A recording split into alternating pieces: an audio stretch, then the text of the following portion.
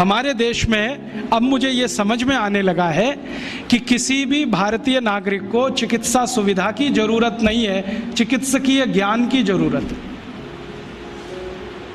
Health facilities नहीं चाहिए, knowledge चाहिए। नॉलेज की बहुत कमी, और इतनी कमी है कि पढ़े लिखे लोग उससे ज़्यादा पीड़ित हैं। छोटी छोटी बातें नहीं जानते। पानी को उबाल के पीना, ये इतनी छोटी सी बात है, लेकिन आज के समय की बीमारियों में सबसे इफ़ेक्टिव है, खासकर 3 महीने की ये जो।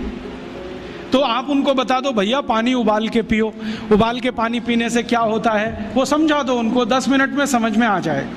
फिर उनसे कहो कि खाना खाते हो तो कुछ ये खाओ ये मत खाओ, क्योंकि दिनचर्या ऋतुचर्या जो आयुर्वेद की है ना, वो जरूर सीख लो।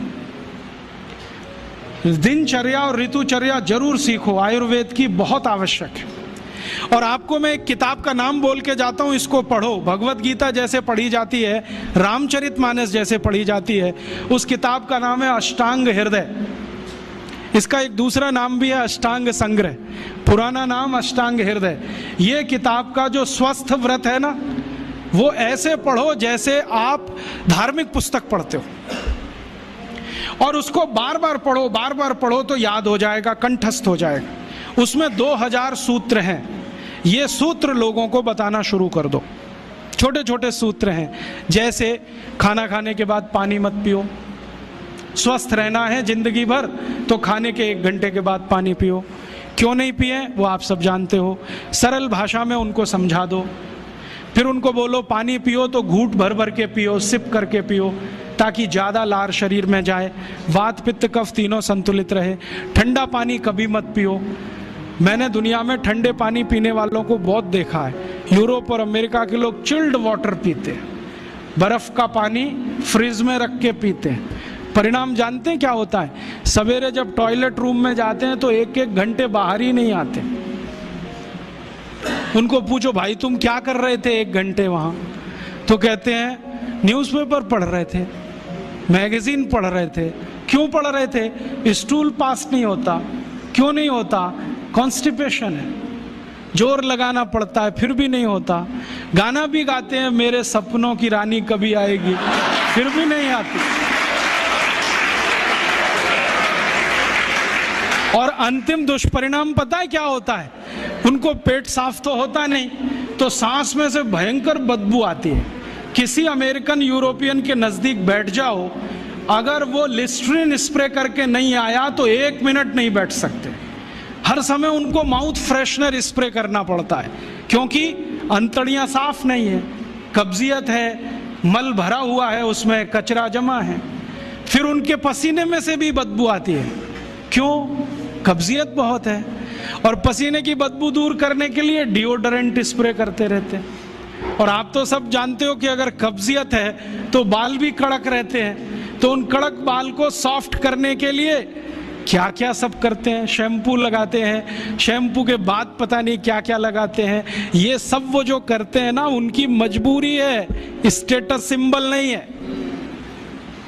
इसको अपने दिमाग से निकाल दो कि ये कोई स्टेटस सिंबल है। तो सरल भाषा में समझाओ, ठंडा पानी पीने से ये होता है, मत पियो, समझ जाएंगे। फिर उनको बोलो सवेरे उठो तो सबसे पहले पानी पियो। फिर उनसे बोलो खाना खाओ तो बैठ के खाओ, कभी भी खाना खाओ तो पूर्व दिशा में मुंह करके खाओ, सो तो पूर्व दिशा में। ये अष्टांग हृदय में इतने अद्भुत छोटे छोटी बातें हैं तो संस्कृत में है, लेकिन अब तो उसका हिंदी भी आने लगा है। तो हिंदी ले लो, हिंदी वर्जन ले लो, इसको पढ़ो, बार बार पढ़ो, और ये जाके गांव में सबको बताओ। फिर उनको कहो देखो ये तो है स्वस्थ रहने के लिए, अब तुम बीमार पड़ो तो बताओ तुम्हारी बीमारी क्या है। ये बीमारी है तो ये दवा है, ये बीमारी है तो ये दवा है। और मेरा आपसे एक निवेदन जरूर है कि अगर आप होम्योपैथी से भी इलाज करो तो उसकी मूल दवा जरूर बता दो। उनको ये ग्रीक और रोमन नाम में मत फंसाओ। आप कहोगे जी मैं तो ऑसिमम दे रहा हूँ, ये उनको कहो ये तो तुलसी का रस है भैया, तुम्हारे घर में फूलों से बनी हुई है, आसानी से मिलती है, जयपुर में मिलती है, दिल्ली में मिलती है। भंडारी वालों को अक्सर ऑर्डर दे के रखो, हमको इतनी भेजो। उनको जो पता चल गया कि आप प्रचार के लिए कर रहे हो तो मुफ्त में भी दे देंगे आपको। तो इस तरह से आप गांव गांव जाओ, छोटे छोटे शिविर लगाओ, गांव वालों को इकट्ठा करो। गांव वाले बहुत दुखी हैं, शहर वाले भी दुखी हैं, वैसे तो वो दुखी हैं। इसका यही सबूत है कि रामदेव जी आए जयपुर में सवेरे 4 बजे तो सब लोग पहुंच जाते हैं वहाँ, पैसा भी देते हैं, समय भी देते हैं। और 4 बजे रामदेव जी कहें टांग ऊपर उठा लो तो उठा लेते हैं, कहें सिर नीचे कर दो तो कर लेते हैं, ऐसे कर लो तो कर लेते हैं। क्यों? परेशान है, दुखी है, शरीर उनका साथ नहीं दे रहा है। और इतने दुखी हैं कि रामदेव जी तो क्या, कोई टिम्बकटू आ जाए उसी के सामने वो आ जाएंगे। और वो दुनिया भर में घूम के आते हैं अपनी अपनी छोटी छोटी बीमारियां लेके। तो इन जो दुखी लोगों का थोड़ा थोड़ा आप मदद कर दो इलाज के रूप में, ये सब आपके भगत हो जाएंगे। और ये भगत हो जाएंगे तो कहो आप भी प्रचार करो इसका, वो भी करें, आप भी करो, तो ये इतना तेजी से मल्टीप्लाई करेगा कि 2-5 साल में एलोपैथी का बाजा बज जाएगा। और बजा देना है अपने को। हाँ, ये संकल्प लेके चलो कि इनका बाजा हमको बजाना है। मैं बहुत जल्दी एक टीवी चैनल शुरू करने जा रहा हूँ एलोपैथी का बाजा बजाने के लिए। इनकी सब पोल खोलनी है मुझे। हाँ, इनकी इतनी पोल हैं मेरे पास, कम से कम 1,500 से ज़्यादा डॉक्यूमेंट्स हैं जो एलोपैथी के गंदेपन को सिद्ध करने वाले, इनकी निकृष्टता को सिद्ध करने वाले, ये कितने अनसाइंटिफिक हैं वो बताने वाले हैं, कितने डॉगमेटिक हैं वो बताने वाले हैं।